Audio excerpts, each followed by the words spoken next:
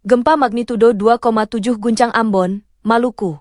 Gempa bumi dengan magnitudo 2,7 mengguncang wilayah Ambon, Maluku, pada Minggu, 29 Desember 2024, pukul 2:16:56 waktu Indonesia Barat.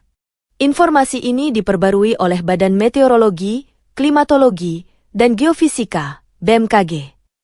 Pusat gempa berada di darat, tepatnya 7 km di timur Ambon, dengan koordinat 370 lintang selatan dan 12824 bujur timur.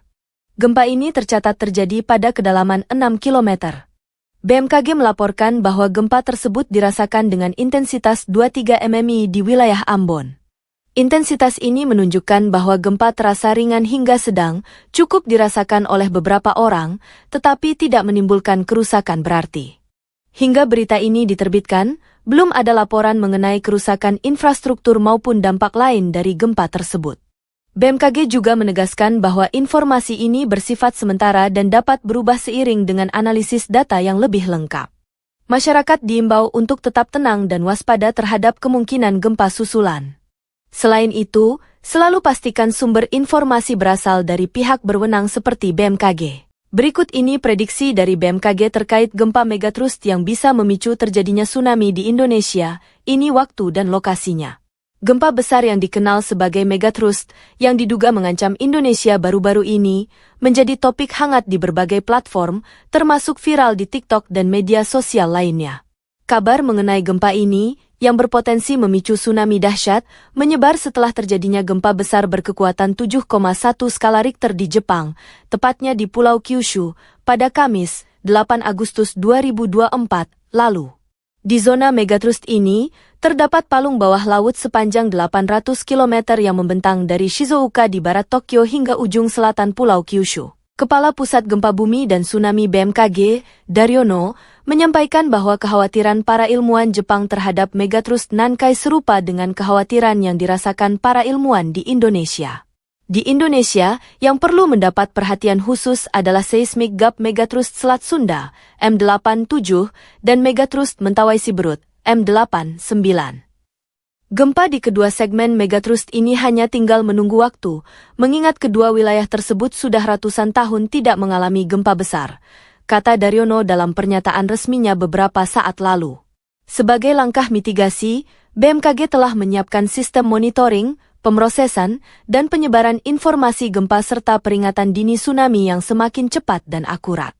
Daryono juga menjelaskan bahwa jika gempa besar benar-benar terjadi di megatrust Nankai, kemungkinan besar hal ini akan memicu tsunami, karena setiap gempa besar dan dangkal di zona megatrust berpotensi menyebabkan patahan dengan mekanisme naik, thrust fault, yang dapat mengganggu kolom air laut, memicu terjadinya tsunami. Pertanyaan yang muncul adalah, apakah jika gempa megatrust besar terjadi, hal tersebut akan mempengaruhi lempeng tektonik di Indonesia?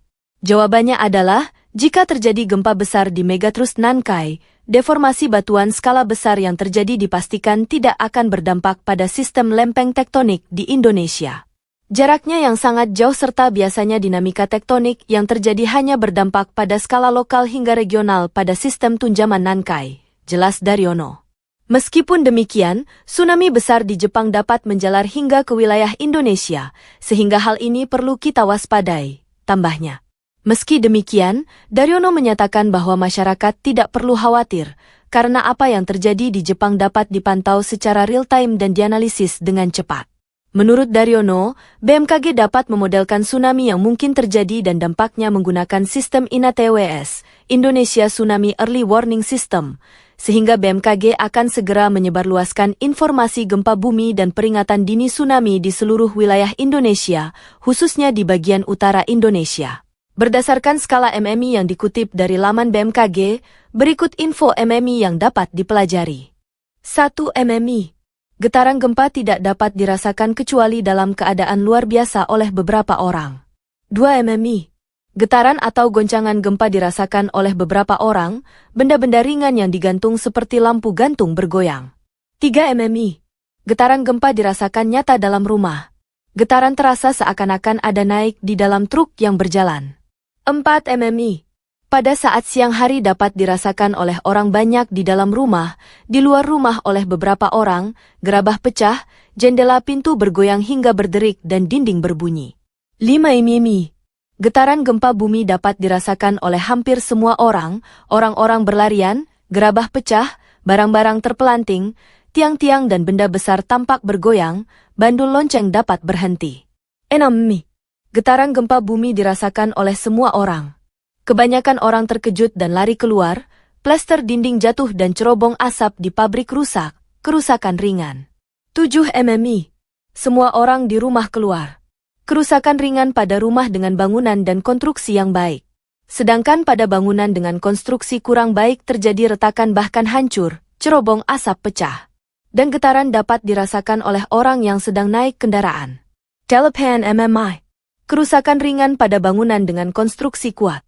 Keretakan pada bangunan dengan konstruksi kurang baik, dinding terlepas dari rangka rumah, cerobong asap pabrik dan monumen roboh, air berubah keruh. 9 MMI.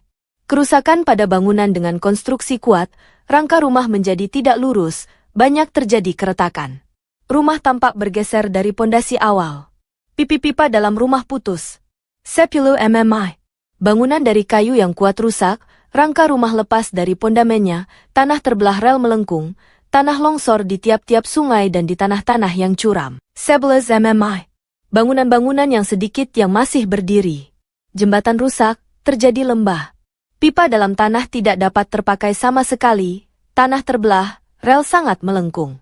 12 MMI. Hancur total, gelombang tampak pada permukaan tanah. Pemandangan berubah gelap, benda-benda terlempar ke udara. Kali ini gempa magnitudo 4,5 guncang Tenggara Pohuato, Gorontalo. Gempa bumi dengan magnitudo 4,5 dilaporkan terjadi di wilayah Tenggara Pohuato, Gorontalo, pada Minggu, 29 Desember 2024, pukul 4:55:09 waktu Indonesia Barat. Informasi ini disampaikan oleh Badan Meteorologi, Klimatologi, dan Geofisika, BMKG. Pusat gempa berada pada koordinat pukul 0.35 lintang utara dan 122.15 bujur timur, dengan kedalaman 133 km. Lokasi gempa diketahui berada sekitar 25 km di Tenggara Pohuato, Gorontalo. Dengan kedalaman yang tergolong menengah, getaran dari gempa ini diperkirakan dapat dirasakan di beberapa wilayah sekitar pusat gempa, meskipun dampaknya biasanya tidak terlalu signifikan. Hingga saat ini, belum ada laporan mengenai kerusakan atau dampak serius akibat gempa tersebut. BMKG menambahkan bahwa informasi ini masih bersifat sementara dan dapat berubah seiring dengan pengolahan data yang lebih lengkap. Oleh karena itu, masyarakat diimbau untuk tetap memantau informasi terkini dari BMKG dan waspada terhadap potensi gempa susulan. Gempa magnitudo 3,7 di barat Laut Wetar, Maluku Barat Daya. Gempa bumi dengan magnitudo 3,7 mengguncang wilayah barat Laut Wetar, Kabupaten Maluku Barat Daya, MBD, pada Minggu, 29 Desember 2024, pukul 4:55:50 WIB. Informasi ini dirilis oleh Pusat Gempa Regional 9 Badan Meteorologi, Klimatologi, dan Geofisika, BMKG. Berdasarkan data yang dirilis, pusat gempa berada pada koordinat pukul 7.13 lintang selatan dan 125.59 bujur timur, dengan kedalaman mencapai 496 km. Lokasi gempa berada sekitar 103 km di barat Laut Wetar Utara dan 117 km di barat Laut Wetar Selatan, Kabupaten Maluku Barat Daya. Dengan kedalaman gempa yang cukup besar, kejadian ini dikategorikan sebagai gempa dalam. Jenis gempa seperti ini biasanya menghasilkan getaran yang lebih luas tetapi dengan intensitas yang lebih rendah di permukaan. Hingga saat ini, belum ada laporan mengenai dampak gempa, baik kerusakan infrastruktur maupun korban. BMKG mengimbau masyarakat untuk tetap tenang dan tidak terpengaruh oleh informasi yang tidak dapat dipertanggungjawabkan. Informasi resmi hanya bersumber dari BMKG yang akan terus memantau perkembangan situasi di wilayah terdampak. Berikut tindakan yang perlu Anda lakukan saat terjadi gempa. Saat gempa terjadi, berusahalah untuk tidak panik dan tetap tenang. Tarik napas dalam-dalamnya, lalu lihatlah keadaan sekitar dan pilihlah tempat yang aman untuk berlindung. Jika pada saat gempa sedang berada di dalam penginapan, berusahalah menyelamatkan diri dan orang yang ada di sekitarmu. Berlindung di bawah meja adalah tempat terbaik untuk melindungi diri dari benda-benda yang berjatuhan akibat gempa. Setelah itu, lindungi kepala dengan benda empuk. Misalnya bantal, helm, papan, atau yang paling praktis kamu bisa menggunakan kedua tangan dengan posisi tertelungkup.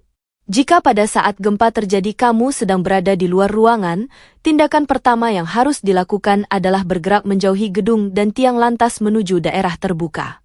Tetap tenang dengan menarik napas dalam-dalam dan jangan lakukan apapun. Sebab, biasanya setelah gempa pertama akan terjadi gempa susulan. Jika saat itu kamu sedang berada di kerumunan, biasanya akan terjadi kepanikan. Untuk menghindari hal tersebut kamu bisa perhatikan arahan petugas penyelamat dan usahakan langsung menuju ke tangga darurat untuk menuju ke daerah terbuka. Jika gempa terjadi saat kamu sedang berada di gunung, bergeraklah menuju daerah lapang untuk berlindung.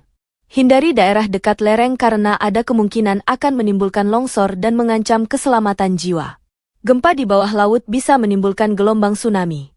Jika gempa itu terjadi, bergeraklah ke dataran yang lebih tinggi. Bagi yang sedang melakukan perjalanan saat terjadi gempa, berpeganglah erat agar tak terjatuh.